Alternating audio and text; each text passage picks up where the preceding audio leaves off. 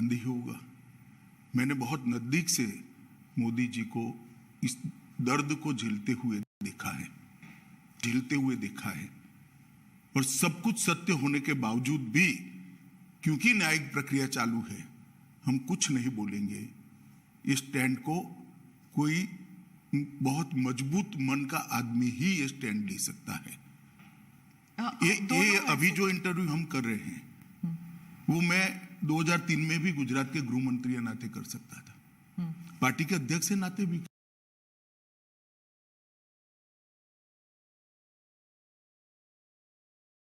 क्योंकि परिस्थिति में कोई बदलाव नहीं है, फैक्ट था। परंतु संपूर्ण न्यायिक प्रक्रिया जब तक समाप्त नहीं हुई तब तक मोदी जी ने इसको प्रभावित करने के लिए कुछ नहीं कहा, चुपचाप उसको सहन करते रहे। मैंने आपसे भी पूछा ये सवाल, मैंने मोदी जी से भी पूछा, और आप दोनों यही कहते थे कि न्यायिक प्रक्रिया चालू है इसलिए मैं कुछ बोलूंगा नहीं। आपने भी यही कहा और मोदी जी ने भी यही कहा। 19 साल हो गए हैं, तो 19 साल में आप इधर उधर की बातें करते थे, पूरा आप डिटेल में नहीं जाते थे। अब आप क्या बता सकते हैं कि क्या हुआ उन दिनों में? सबसे पहले 19 साल के बाद सुप्रीम कोर्ट की खंडपीठ ने आज जो जजमेंट दिया है,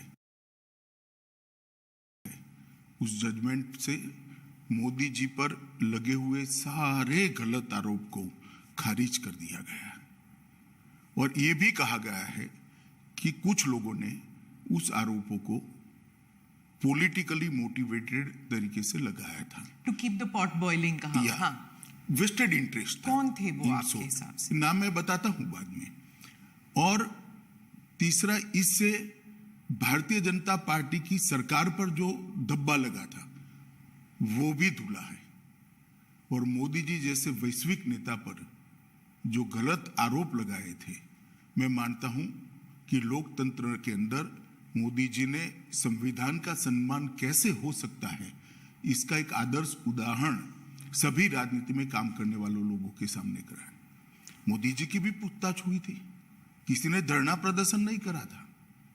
देश भर से कार्यकर्ता आकर मोदी जी के समर्थन में सॉलिडारिटी के लिए खड़े नहीं हुए थे। हम कानून को कोऑपरेट किए थे। मेरी भी अरेस्ट हुई थी, कोई धरना प्रदर्शन नहीं करे थे। और जब सत्य इतनी लंबी लड़ाई के बाद बाहर आता है विजयी होकर, तो सोने से भी ज्यादा उसकी चमक होती है। और मुझे बहुत अच्छा लग रहा है कि आज जिन लोगों ने भी मोदी जी पर आरोप लगाए थे, अगर उनकी अंतरात्मा है तो उन्होंने मोदी जी की और भारतीय जनता पार्टी की क्षमा मांगनी चाहिए। सिर्फ आरोप लगे थे क्या? दंगे हुए तो थे ना? आरोप क्या था? दंगे मोटिवेटेड थे। दंगों में राज्य सरकार का हाथ था, दंगों में मुख्यमंत्री का हाथ था, यहां तक भी कह गए। आरोप यह था, दंगे से कौन इनकार कर रहा है? देश में दंगे कई जगह पे हुए हैं। तो क्या उन दिनों में आप भी थे वहां पर? तो उन दिनों में क्या पुलिस जो है, जो कहते हैं कि पुलिस कुछ कर नहीं पाई, जो कुछ ऑफिशियल्स थे वो they were not able to do much, और बहुत से लोग कहते हैं कि वहाँ पॉलिटिकल जो व्यू था, इस वजह से ना तो पॉलिटिकल ना तो ब्यूरोक्रेसी ना ही पुलिस इतना कर पाई रोकने के लिए, दंगे रोकने के लिए। देखिए, भारतीय जनता पार्टी की विरोधी राजनीतिक पार्टियां, कुछ आइडियोलॉजी के लिए राजनीति में आए हुए पत्रकार और कुछ एनजीओ ने मिलकर, ये त्रिकूट ने मिलकर ये आरोपों को इतना प्रचारित किया, और इसका इकोसिस्टम भी इतना मजबूत था कि धीरे धीरे झूठ को ही सब सत्य मानने लगे। पर उस वक्त तो आपकी सरकार दिल्ली में भी थी और आपकी सरकार गुजरात में भी थी, तो फिर मीडिया को या फिर उन लोगों का नेटवर्क इतना स्ट्रांग कैसे था? हमारी सरकार का कभी भी मीडिया के काम में इंटरफेरेंस का दखल ही, मतलब हमारा एटीट्यूड ही नहीं है, ना उस वक्त करा था ना आज कर रहे हैं। परंतु उस वक्त जो इकोसिस्टम बनी थी, वो इकोसिस्टम ने एक झूठ के पुलिंदे को इतना हवा बनाकर जनता के सामने खड़ा कर दिया कि इसके इन्फ्लुएंस में सभी लोग थे, शायद कोर्टें भी होगी। अगर सत्य था तो फिर एसआईटी की क्या जरूरत थी? एसआईटी में आज मैं आपको सत्य बताता हूं, एसआईटी का ऑर्डर कोर्ट का नहीं था। एक एनजीओ ने एसआईटी की मांग करी, कोर्ट ने फॉर सेक ऑफ आस्किंग हमारे लॉयर को पूछा, हमारे लॉयर ने कहा मुझे इंस्ट्रक्शन लेने पड़ेंगे। लंच आवर के बाद फिर से कोर्ट बैठी, हमारी सरकार ने कह दिया कि हमें कुछ छुपाना ही नहीं, तो एसआईटी बने, हमें क्या आपत्ति है। It was consented decision, Gujarat सरकार की रिकॉर्ड पर कंसेंट है। कोर्ट ने अपने जजमेंट में भी लिखा है कि एनजीओ की मांग थी, गुजरात सरकार ने कंसेंट दी है। हम बहस कर सकते थे, मगर क्यों करें, क्योंकि हमें कुछ छिपाना ही नहीं था। आज जब जजमेंट आया है तब तय हो गया है कि जजमेंट में लिखा हुआ नाम मैं बोलता हूं, एक पुलिस अफसर का नाम दिया है, एक एनजीओ का नाम दिया है और कुछ पॉलिटिकल एलिमेंट्स का नाम दिया है।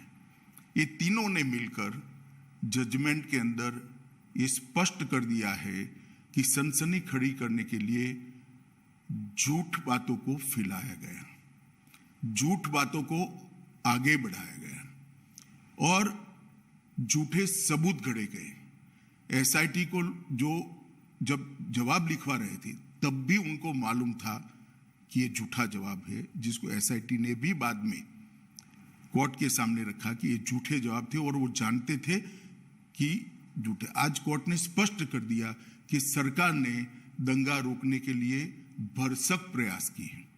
कोर्ट ने यह तय कर दिया कि मुख्यमंत्री ने बार बार शांति की अपील की थी। कोर्ट ने यह तय किया घटनाएं मतलब ट्रेन जलाने की घटना के बाद जो दंगे हुए वो सुनियोजित नहीं थे, स्वप्रेरित थे। ये भी कोर्ट ने आज जजमेंट में कह दिया और तहलका द्वारा किए गए स्ट्रिंग ऑपरेशन को भी कोर्ट ने खारिज कर दिया, क्योंकि इसका आगे पीछे का पूरा फुटेज जब आया तब मालूम पड़ा कि स्ट्रिंग ऑपरेशन पॉलिटिकली मोटिवेटेड है। सेना को बुलाया नहीं गया इतनी देर तक, 3 दिन नहीं बुलाया गया। आज सुप्रीम कोर्ट ने कहा देयर वाज नो डिले, लेकिन क्या सेना, अगर आप उस वक्त होम मिनिस्टर होते, गृह मंत्री होते, तो क्या आप सेना को बुलाते नहीं जल्दी? नहीं, जहां तक गुजरात सरकार का सवाल है, हमने कोई लेट लतीफी नहीं करी थी।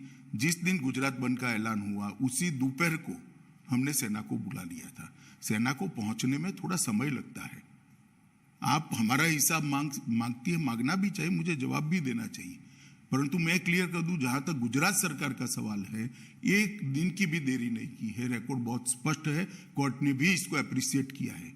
परंतु दिल्ली में सेना का मुख्यालय है, दिल्ली में इतनी सेना है, जब इतने सारे सिख भाइयों बहनों को मार दिया, 3 दिन तक कुछ नहीं हुआ। कितनी एसआईटी बनी? हमारी सरकार आने के बाद एसआईटी बनी।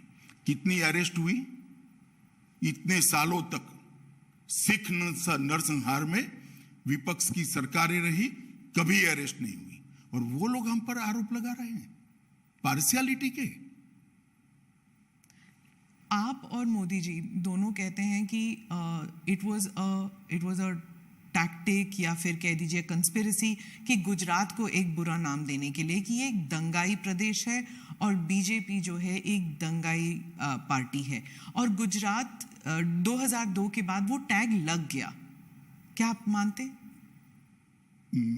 मैं और मोदी जी नहीं कहते, भारतीय जनता पार्टी नहीं कहते कि हम पर टैग लगाने का झूठा प्रयास किया। अब सुप्रीम कोर्ट भी कहती है कि झूठा टैग लगाने का प्रयास किया। आप लोकतंत्र में संविधान को भी नहीं मानेंगे, सुप्रीम कोर्ट को भी नहीं मांगेंगे। पॉलिटिकल स्टेटमेंट सच्चे या सुप्रीम कोर्ट का सब एविडेंस एप्रिशिएट कर कर लिया गया फैसला सच्चा, ये देश की जनता ने तय करना पड़ेगा। आप जैसे पत्रकारों ने भी तय करना पड़ेगा। और अगर ये मत बनता है कि सुप्रीम कोर्ट का एप्रिशिएट हुआ एविडेंस एप्रिशिएट करने के बाद दिया गया फैसला सच्चा है, तो अब क्वेश्चन उठाने चाहिए। पत्रकारों की जिम्मेदारी है, जिन्होंने आरोप लगाए थे उनके पर पूछना चाहिए उनको। कि क्या आधार था ये आरोप का, और आधार था तो क्यों नहीं गए सुप्रीम कोर्ट में। आपने एनजीओज का जिक्र किया, कौन से एनजीओज हैं, क्या किया उन्होंने? देखिए, मैंने बहुत हरीडली जजमेंट को पढ़ा है, मगर इसमें तीस्ता सेटलवाड का नाम बहुत स्पष्ट दिया है। तीस्ता सेटलवाड की एनजीओ थी, नाम तो मुझे मालूम नहीं है उनका। उन्होंने हर थाने में इस प्रकार की भारतीय जनता पार्टी के कार्यकर्ताओं को इन्वॉल्व करने वाली एप्लीकेशनें दे दी थी, और मीडिया का दबाव इतना था कि सभी एप्लीकेशनों को सच मानकर ट्रीट किया गया। मीडिया और एनजीओज का एक नेक्सस था, आप कह रहे हैं इन दोनों ने मिलकर 20 साल तक चलाया ये पूरा? ना 20 साल नहीं चला, 2002 और 2022। स्मिता बहन, सबसे बड़ी बात तो जनादेश होता है, और जनता सब देखती है। 130 करोड़ लोगों के 260 करोड़ आंख होती है, 260 करोड़ कान होते हैं, सब देखती है, सब सुनती है। हम कभी चुनाव नहीं हारे। जनमानस ने, जनता ने कभी भी ये आरोप को स्वीकारा नहीं। मीडिया, एनजीओ और हमारी विरोधी पॉलिटिकल पार्टी आरोपों को चलाती गई। एक चला दिया कि सीडी के बारे में, सीडी लेकर राहुल शर्मा चले गए, वहां पर नोटिंग है, नोटिंग साइड पर रोज काम है, उसने अपने रिकॉर्ड में रखा है, कोई कानून को नहीं तोड़ा है, और सुप्रीम कोर्ट ने भी इसको स्वीकृत किया है। बहुत से लोगों का मानना है कि एसआईटी इन्फ्लुएंस हुई थी, बीजेपी का दबाव था एसआईटी के ऊपर। हालांकि सुप्रीम कोर्ट ने तो कुछ और ही कहा है अभी, लेकिन इतने साल तक जब इन्वेस्टिगेशंस चल रहे थे तो उस टाइम सालों साल डिले करते गए। तो इस देखिए, एसआईटी की रचना हमने नहीं करी थी, देश की सर्वोच्च अदालत ने करी थी। अफसर का चयन भी हमने नहीं करा था, देश की सर्वोच्च अदालत ने एनजीओ को सुनने के बाद करा था। और जो अफसर रखे गए थे वो भारतीय जनता पार्टी के रूल स्टेट से नहीं लिए गए थे, सेंट्रल गवर्नमेंट के लिए गए थे, और तब तक सेंट्रल गवर्नमेंट बदल चुकी थी, यूपीए की आ चुकी थी। तो एसआईटी इन्फ्लुएंस नहीं हुई थी? जरा भी इन्फ्लुएंस नहीं। और कोर्ट मॉनिटरिंग केस था, कैसे इन्फ्लुएंस होती? इतने महंगे महंगे लॉयर एनजीओ की ओर से अपीयर होते थे। जैसे जाकिया जाफरी कहती थी, जो आप महंगे लॉयर्स की बात कर रहे हैं, कि आपकी तरफ के जो लॉयर्स थे वो बहुत हेविली पेड थे, उनकी तरफ से नहीं थे। एसआईटी के लॉयर्स जो थे हमारी ओर से हमारे लॉ ऑफिसर ही थे और कोई नहीं था। हाँ, उनको बहुत पैसे। लॉ ऑफिसर को इतना पैसा नहीं मिलता है, आप जानती हो। इसके पेमेंट का एक सिस्टम होता है, इसका रेट शब्द प्रयोग ठीक नहीं है, मगर उनकी फीस तय होती है। और कई सारे इतने गलत बातें कि फायरिंग में सिर्फ मुसलमान मारे गए, कोर्ट ने आज ये भी नकार दिया कि ऐसा नहीं हुआ है। फायरिंग में मुसलमान नहीं मारे गए, लेकिन दंगों में तो मुसलमान मारे गए ना। देखिए स्मिता जी, एक बात आप समझ कर चलिए, जिस तरह से 60 लोगों को जिंदा जला दिया था, उसका समाज में आक्रोश था। और जब तक दंगे नहीं हुए तब तक किसी ने इसका क्रिटिसिज्म भी नहीं किया, accept Bharatiya Janata party. Congress party का एक भी स्टेटमेंट, पार्लियामेंट चल रही थी उस दिन, किसी ने दुख भी व्यक्त नहीं किया कि 60 लोगों को जिंदा जलाने की घटना का आप भर्त्सना भी नहीं करोगे, निंदा भी नहीं करोगे। इतनी बड़ी वोट बैंक पॉलिटिक्स होगी। आज सुप्रीम कोर्ट ने यह भी कह दिया कि जाकिया जाफरी किसी और के निर्देशन पर काम करती थी। कई सारे विक्टिम्स का एफिडेविट एनजीओ ने साइन कर दिए, विक्टिम को मालूम ही नहीं है। आपके हिसाब से किसने किया, क्यों किया जाकिया जाफरी के? सब जानते हैं ना कि तीस्ता सेटलवाड जी की एनजीओ ये सब कर रही थी, केवल और केवल। और उस वक्त जो यूपीए की सरकार आई, उसने ढेर सारी मदद करी है तीस्ता सेटलवाड की एनजीओ को, ढेर सारी मदद करी है, सबको मालूम है, पूरे लुटियन दिल्ली को मालूम है। गुजरात में तो आपकी सरकार थी इतने साल। गुजरात में हमारी सरकार थी, मगर जो एनजीओ था उसको भारत सरकार ने मदद करी है, सब जानते हैं। और केवल मोदी जी को टारगेट बनाकर ये सब किया गया, उनकी छवि को हानि पहुंचाने के लिए किया गया, उनको दंगों के केस में उनकी लिप्तता बनाने के लिए किया गया। मगर सत्य को कुछ नहीं होता है। ये लंबी लड़ाई मोदी जी ने बहुत धैर्यपूर्वक सारी वेदनाओं को, वो विष को हजम करते हुए लड़े और आज चमकते सूर्य की तरह सत्य बाहर आया है। मोदी जी जीत कर बाहर आए हैं। भारतीय जनता पार्टी के दंगों का कोई आरोप नहीं रहता। और मैं पूछना चाहता हूं, जो हम पर लगाते हैं, उनके शासन जहां जा रहे हैं वहां दंगे नहीं हुए हैं क्या? उत्तर प्रदेश का वो इतिहास उठाकर देख लीजिए। पर कभी लेबल नहीं लगा किसी पर। लेबल लगाया नहीं आप लोगों ने। लेबल हमने थोड़ी ना लगाया है। लेबल फैक्ट के आधार पर थोड़ी ना लगा है। आप भी नहीं लगा पाए एज अ पॉलिटिकल पार्टी। हम करते ही नहीं, हम करना भी नहीं चाहते। हम क्यों किसी पर लगाए लेबल? दंगों का पॉलिटिकल उपयोग करना ही नहीं चाहिए। गुजरात में जब भी इन्वेस्टमेंट समिट होता था, हर अखबारों में दंगों पर आर्टिकल आ जाते थे। 10 साल तक, 12 साल तक कंटिन्यूअस आए। मोदी जी जब भी विदेश जाते थे, उनको एम्ब्रेस करने के लिए विदेश के अखबारों में आर्टिकल छपाए गए। एक व्यक्ति को परेशान करने के लिए कैसा हो सकता है? मुझे तो लगता है आप जैसे व्यक्तियों ने थीसिस लिखना चाहिए कि विसिएट कैंपेन कैसा होता है। ये कैंपेन चलाने वालों से सीखिए। तो इसलिए सुप्रीम कोर्ट का ये वर्डिक्ट इतना अहम क्यों है पार्टी के लिए और मोदी जी के लिए? मतलब आप जब इतिहास लिखेंगे आपकी पार्टी के लिए, तो 20 साल बाद, क्योंकि आज का जो युवा है वो तो जानता भी नहीं शायद 2002 में हुआ क्या, क्योंकि ये 20 साल पुरानी बात है। तो आज के युवा जब ये देखेंगे तो उस दिन क्या हुआ, उन 3 दिनों में क्या हुआ?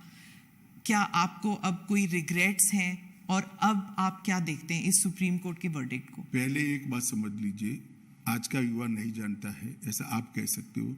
इतिहास हजारों साल जिंदा रहता है और झूठे आरोप जो होते हैं उसका निरसन न्यायालय के माध्यम से होना बहुत जरूरी है। और इसलिए लंबी लड़ाई, 18-19 साल लंबी लड़ाई मोदी जी भी लड़े हैं और सत्य ढूंढने वाले लोग भी लड़े हैं और आज विजयी होकर बाहर आए हैं। क्या इसलिए ये लड़ाई जरूरी थी? मतलब कि आप इतिहास जब लिख रहे हैं अपनी इतिहास पार्टी लिखने के लिए नहीं, किसी भी झूठ के सामने लड़ाई करना निहायत जरूरी होता है। किसी भी अपप्रचार के सामने उसको एक्सपोज करना बहुत जरूरी होता है। इतिहास तो अपने आप बनते रहते हैं। 2 बार 2/3 बहुमत से जीतना ही इतिहास है। देश में जीएसटी डाल देना भी इतिहास है। देश के अंदर सीडीएस बनाना भी इतिहास है। देश के पहली बार सर्जिकल स्ट्राइक करना भी इतिहास है। पहली बार एयर स्ट्राइक करना भी इतिहास है। पूरे दुनिया में भारत के गौरव को आसमान तक ले जाना भी इतिहास है। इतिहास की तो खैर बहुत सारी बातें हैं, परंतु झूठ के खिलाफ लड़ाई लड़नी चाहिए और मोदी जी डट कर लड़े हैं, धैर्यपूर्वक लड़े हैं और आज विजयी होकर बाहर आए।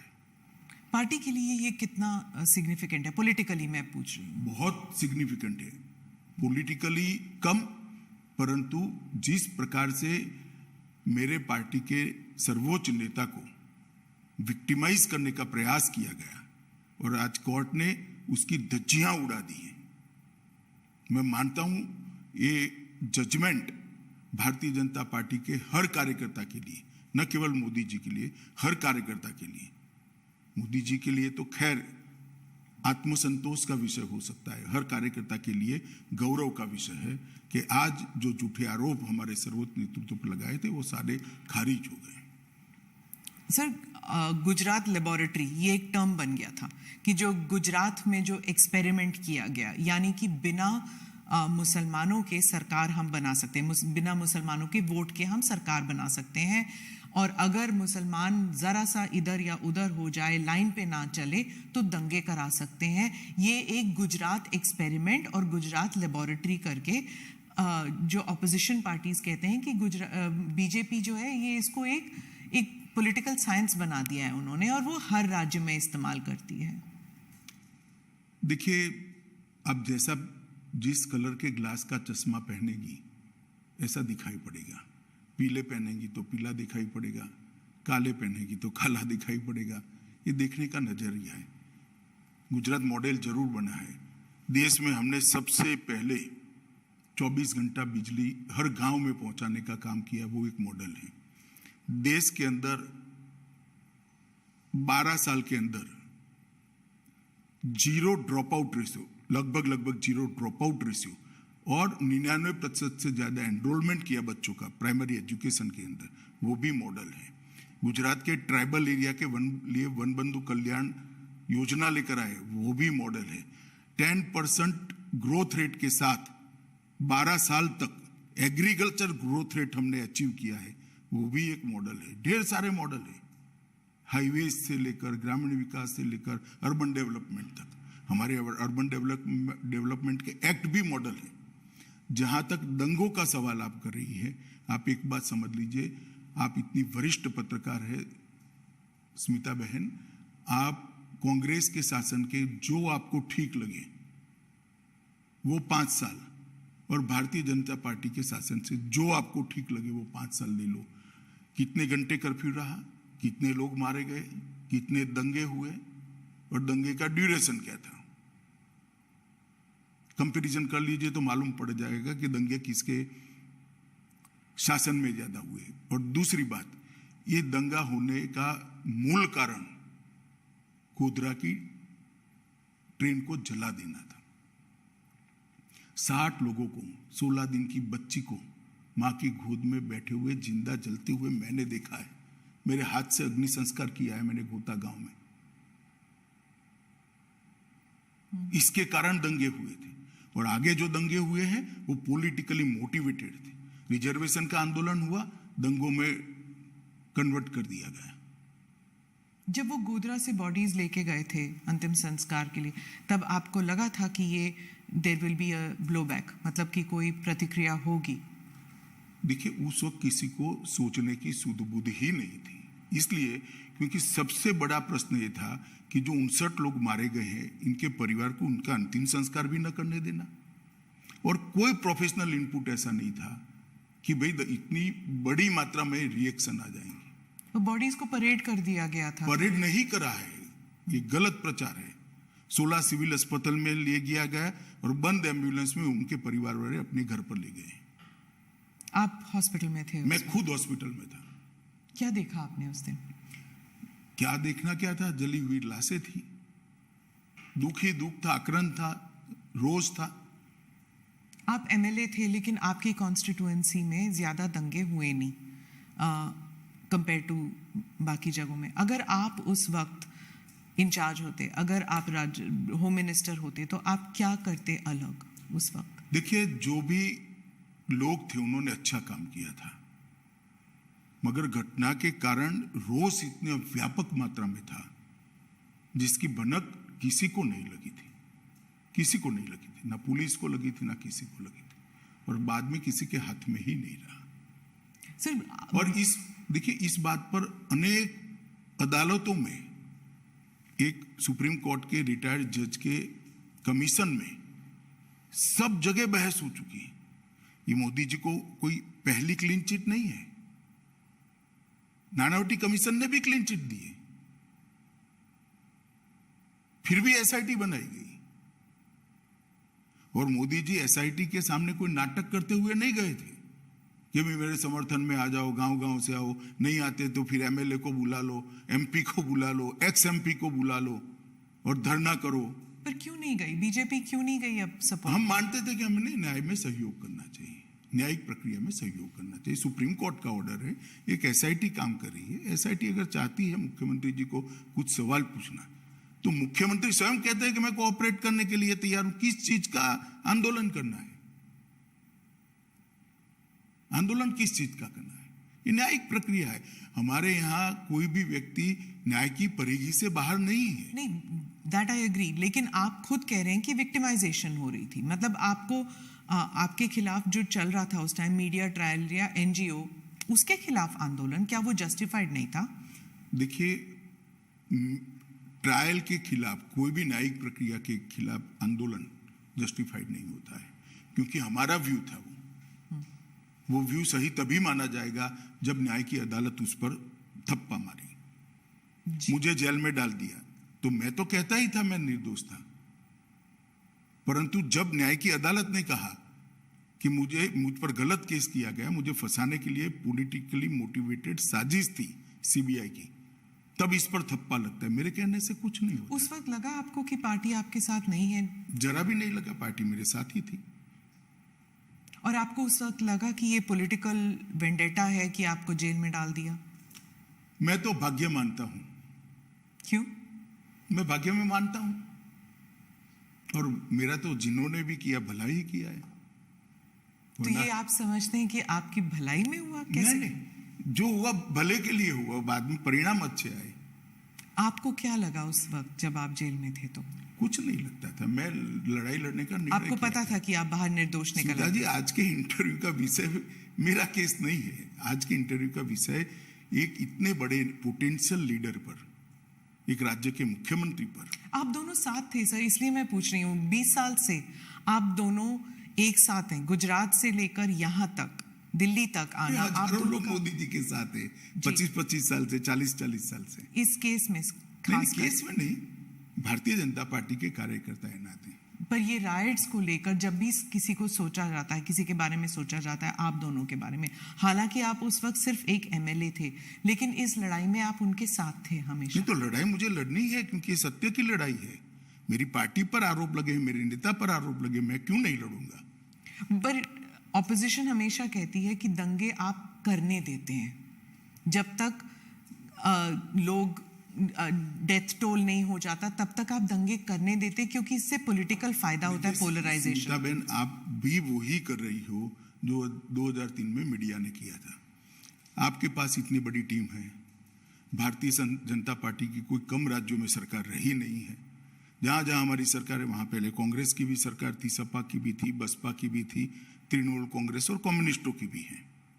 ठीक है, भारतीय जनता पार्टी का शासन का कालखंड और एवरेज दंगे और एवरेज हताहत होने वाले लोग और उनके कालखंड का आप निकाल दीजिए। आप मैथमेटिकल फॉर्मूला निकाल रहे हैं। मैथमेटिकल फॉर्मूला नहीं कह रहा, अगर हम स्पॉन्सर करते हैं तो दंगे ज्यादा होने चाहिए। दिखता नहीं है ना, वही तो वो कह रहे हैं कि आप जब स्पॉन्सर करते हैं देखना नहीं चाहते, आप देखना नहीं चाहते कि भाजपा के शासन में दंगे कम होते हैं। दंगे जब होते हैं, वो कह रहे हैं, ऑपोजिशन कहती है दंगों से फायदा होता है बीजेपी को, पोलराइजेशन से पॉलिटिकल फायदा होता है, इलेक्टोरल फायदा होता है। तो फिर हम ज्यादा कराते हैं, दंगे तो कम हो रहे हैं। मैं गुजरात पे वापस आती हूँ, क्योंकि आप गुजरात स्पेसिफिक इंटरव्यू आपने कहा कि आप और किसी चीज पर बात नहीं करना चाहते, सिर्फ गुजरात पर बात करना चाहते हैं। आप मुझे बताइए कि अब आप 20 साल अगर आपको रिवर्स पे देखना पड़े, तो क्या मोदी जी कर सकते थे जो उन्होंने नहीं किया? ऐसा है, सब कुछ किया है। मैं तो बहुत नजदीक से देख रहा था। इतने डिटेल में शायद ही किसी मुख्यमंत्री ने काम किया था। एक थाने की स्ट्रेंथ 100 पुलिस की होती है, 150 पुलिस की होती है। एडिशनल फोर्स लो तो 400 पुलिस की होगी, और 2 लाख लोगों का जमघट है। क्या कर सकते हैं आप? इसको कंट्रोल करते करते समय लगता है। टीयर गैस, लाठीचार्ज, ये सब हुआ है, फायरिंग हुआ है। 900 लोग फायरिंग में मारे गए। तीसरे दिन नहीं, दूसरे दिन भी हुआ है। पहले दिन तो सवाल ही नहीं था, घटना थी। दूसरे दिन भी फायरिंग हुआ है, तीसरे दिन भी हुआ है। परंतु सरकार को भी व्यवस्थाएं करने में, और जो स्केल बन गया, उस स्केल को पहुंचने में थोड़ा समय लगता है।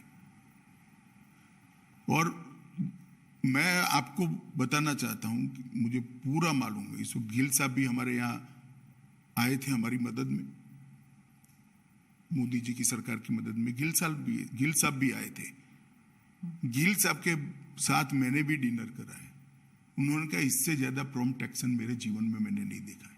और उन्होंने पंजाब एक्शन देखा हुआ था। हाँ, कि इससे ज्यादा न्यूट्रल और प्रॉम्प्ट, 2 शब्द प्रयोग थे, न्यूट्रल और प्रॉम्प्ट एक्शन मैंने मेरे जीवन में पुलिस की करियर में नहीं देखा है।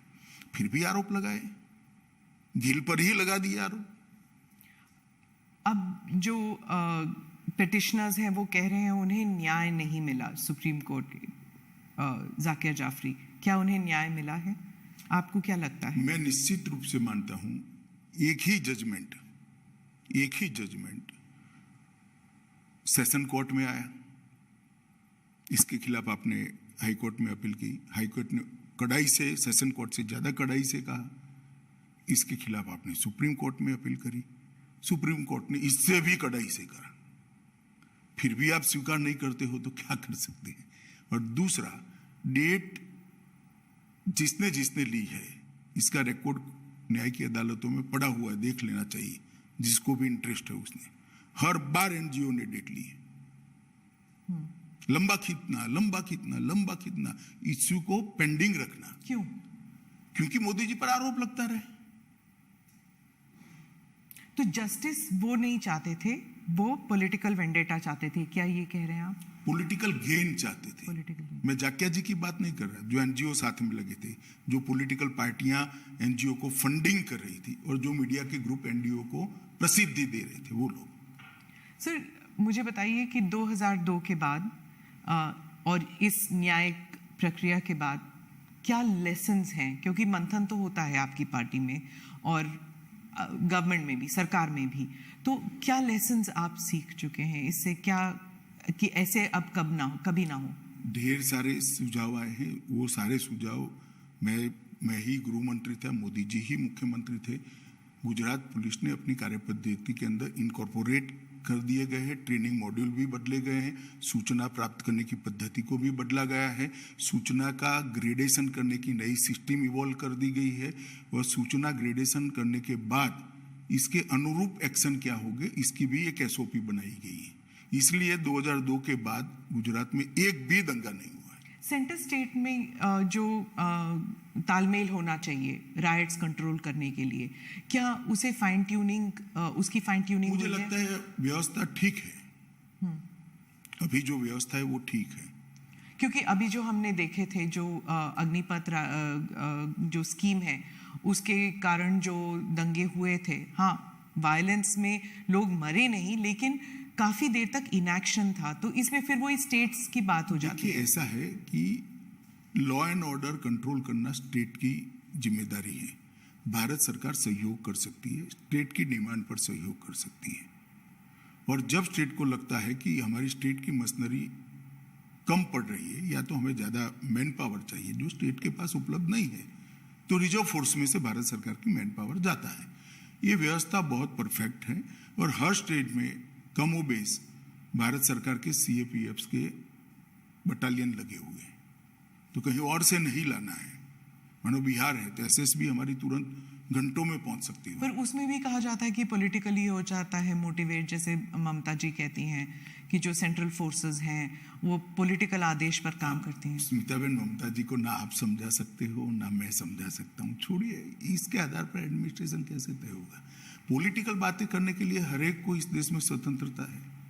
जी, आपका कोई आज जब ये रूलिंग आई तो आप, एक बार और पूछूंगी मैं कि आपको कैसे महसूस हो रहा है आज के दिन? मुझे बहुत अच्छा महसूस होता है।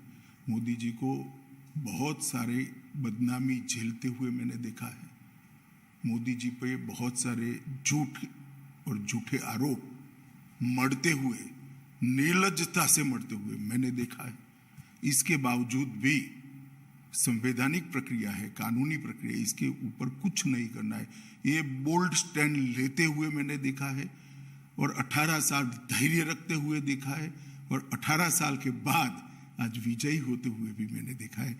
मुझे तो बड़ा संतोष है कि सार्वजनिक जीवन में नरेंद्र मोदी ने एक ऐसा एग्जाम्पल सेट किया है कि आरोप कितना भी झूठा हो, आप उसको न्याय की अदालत ही तय कर सकती है, सच है या झूठ है, तब तक धैर्य रखना चाहिए। सुप्रीम कोर्ट में ऑब्जर्वेशन ये भी था कि उस वक्त की सरकार ने दंगा रोकने का प्रयास नहीं किया, और ये भी कि कुछ विटनेसेस जो हैं वो ऐसे जवाब दे रहे थे जैसे कि डिक्टेशन दे रहे हैं उन्हें।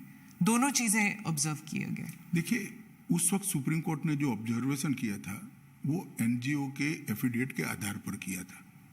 इसकी जांच के लिए एसआईटी बनाई थी, एसआईटी ने अपनी रिपोर्ट दे दी, और आज जो जजमेंट आया है उसमें सुप्रीम कोर्ट ने कहा है राज्य सरकार ने दंगा रोकने के लिए भरसक कोशिश की, राज्य सरकार ने उचित समय पर उचित कार्यवाही कर कम नुकसान में दंगों को समाप्त किया और राज्य सरकार ने सुप्रीम कोर्ट द्वारा दी गई विटनेस प्रोटेक्शन की स्कीम को पूरा का पूरा फुल स्टॉप कॉमा में पूरा किया है।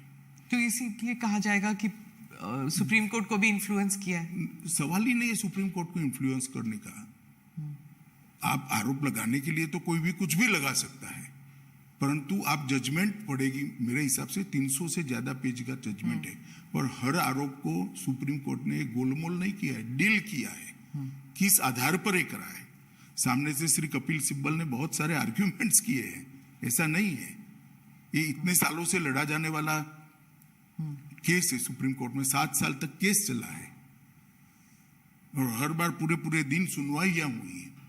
ये तीनों बातों को सुप्रीम कोर्ट ने स्पष्ट किया है कि राज्य सरकार ने भरसक कोशिश की, उचित समय पर उचित निर्णय लेकर इसको कम नुकसान में दंगों को समाप्त करा और जो विटनेस प्रोटेक्शन स्कीम राज्य सरकार ने सुप्रीम कोर्ट के सामने रखी थी, सुप्रीम कोर्ट ने थोड़े बहुत अमेंडमेंट कर अप्रूव करी थी, इसको फुल स्टॉप कॉमा में स्पिरिट के साथ लागू किया है।